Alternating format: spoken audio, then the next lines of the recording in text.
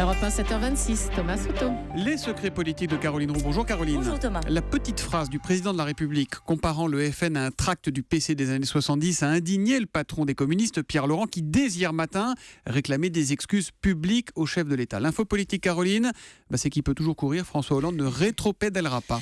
Non, il n'y aura pas d'excuses publiques de la part du président. Le PC confirme d'ailleurs que personne n'a tenté de joindre Pierre Laurent hier soir. Et du côté des proches de François Hollande, on ne sent pas, Thomas, de volonté d'arrondir les angles. Car vu de l'Élysée, les propos de François Hollande sont considérés comme impeccables. Le président a juste voulu, me dit-on, démystifier le Front National. Et je peux vous dire que les proches du président s'agacent de voir les communistes grimper au rideau. Selon l'un d'eux, il s'agit clairement d'une opération de com de Pierre Laurent pour faire parler du PC. D'ailleurs, les conseillers du président minimisent, expliquent que les deux hommes se parlent régulièrement et que ça va continuer. Alors au PC, changement de ton naturellement, on assure que cette déclaration ne doit rien au hasard.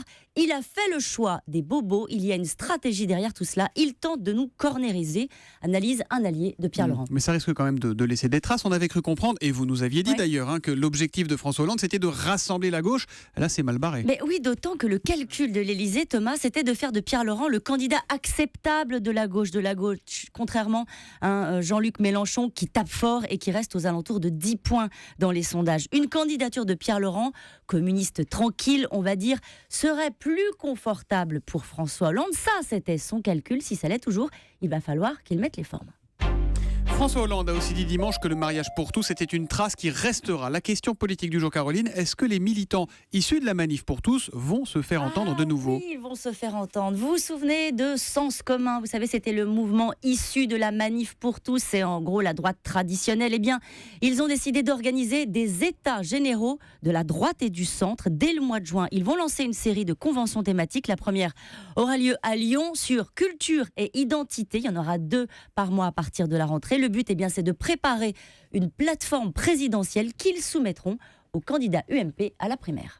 Et puis on va en entendre parler, Caroline. La tournée internationale de Bruno Le Maire à la recherche d'une stature présidentielle. Il commencera par Israël et les territoires palestiniens mi-mai. Ensuite, ce sera le Liban début juin. Je vous rappelle qu'officiellement, il n'est toujours pas candidat à la primaire. Tout est dans l'adverbe. Les secrets politiques de Caroline Roux tous les matins à 7h25 sur Europe 1. À demain, Caroline. À demain.